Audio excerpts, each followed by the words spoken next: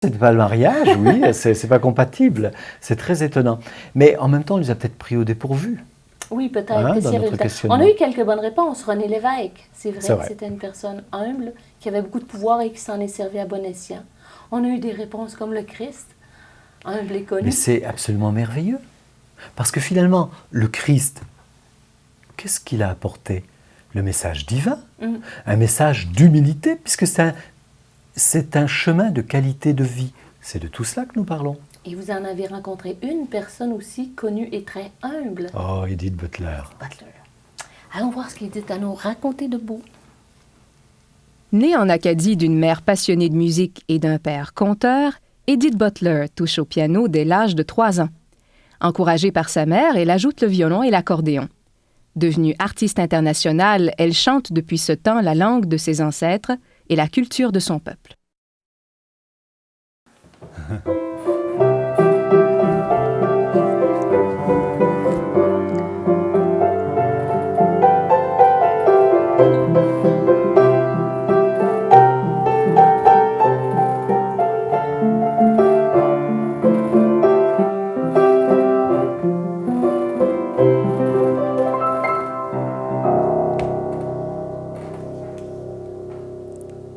Edith Butler nous reçoit chez elle. Et c'est vraiment une grande joie.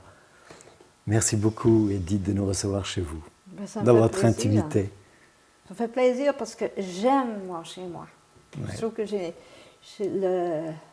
le destin m'a choyé d'avoir eu trouvé ça. Ça, j'ai Cet bien endroit. compris parce que tout à l'heure, Edith nous a fait un petit peu visiter et elle parle de sa maison et de toute la verdure, de tout ce qui entoure avec une telle passion, une telle joie. Merci encore. Alors, on est ensemble pour parler de l'humilité. Je me disais que,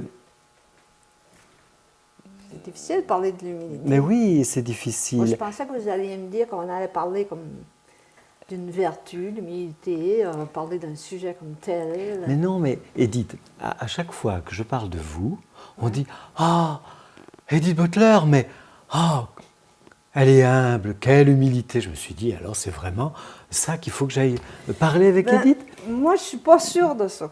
Parce que l'humilité, je ne suis pas sûre que humilité, c'est moi. Ah. Parce que j'ai vu ça dans le dictionnaire. Je vais vous lire ce que j'ai trouvé dans le dictionnaire. Je me suis informée cet après-midi pour essayer de voir qu'est-ce qu'était de l'humilité. Tu sais, humilité, ça vient après humidité. Humilité, état d'esprit, attitude de quelqu'un qui est humble. Ça ne nous en donne pas beaucoup plus, là.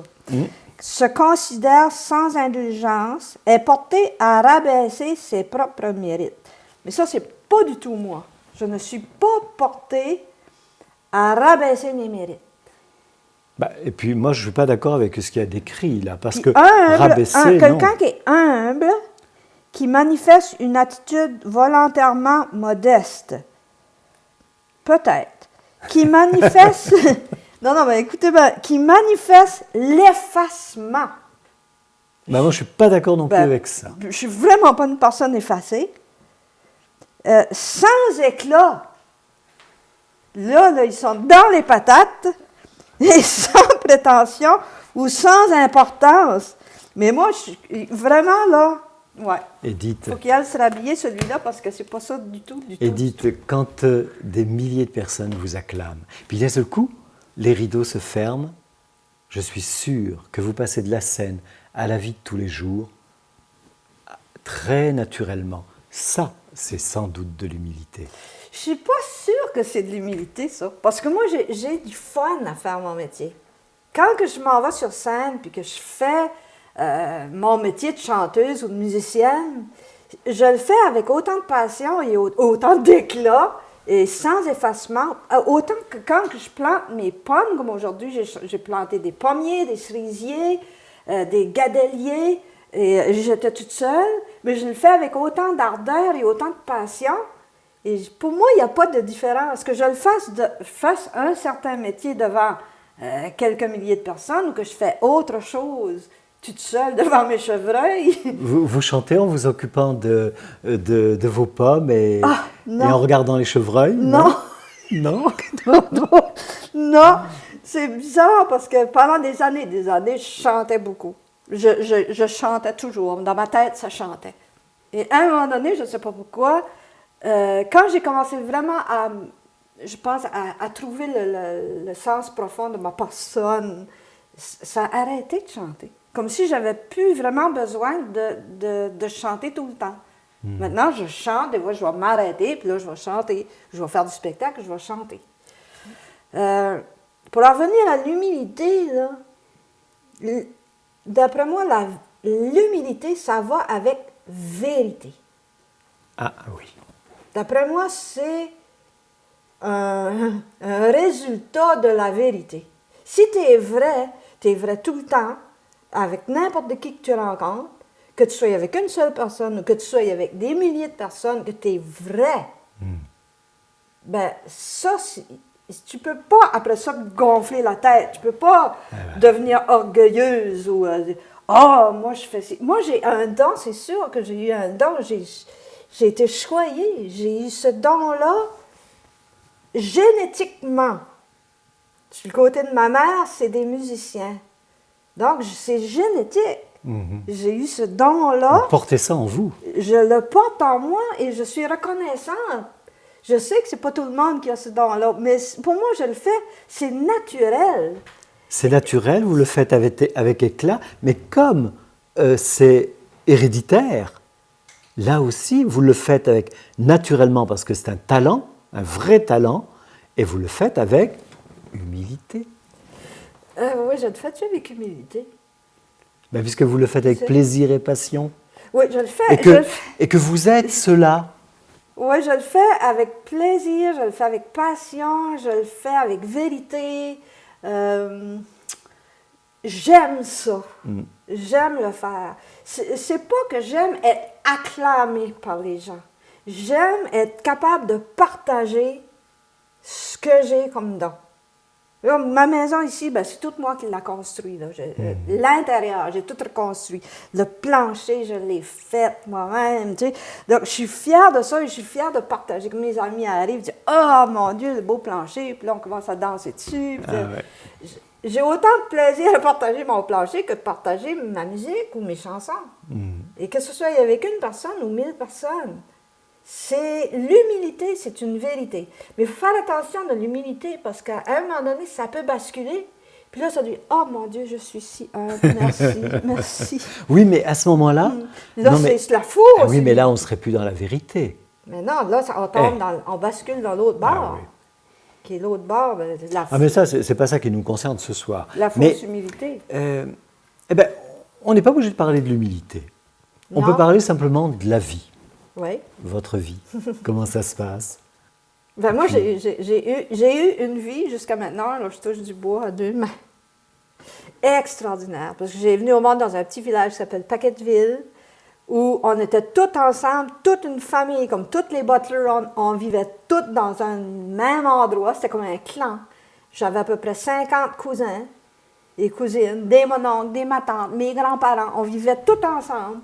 Et à l'époque, il y avait certainement des horreurs qui se passaient. Mais moi, mes parents m'ont jamais dit ça. Donc, j'ai vécu une enfance et une jeunesse dans la liberté totale et dans aucune crainte. Et protégé.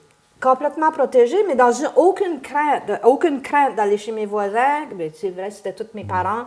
Aucune crainte d'aller dans le bois, me faire attaquer par qui que ce soit, ni par les ours, ni par les hommes. Je ne savais même pas ça. Alors, j'ai vécu toute une enfance dans une espèce de féerie où j'ai cru que toujours tout le monde était beau, puis fin et gentil. Et c'est seulement quand j'ai quitté mon village que tout d'un coup, j'ai réalisé qu'il y avait des horreurs qui se passaient dans le monde et qui se passaient à côté de moi. Mais le fait que j'ai eu cette enfance si merveilleuse a fait que le restant de ma vie après, j'ai conservé cette âme d'enfant-là. Puis aujourd'hui, je suis dans mon bois, j'ai 118 acres de terre, c'est aussi grand que le Vatican.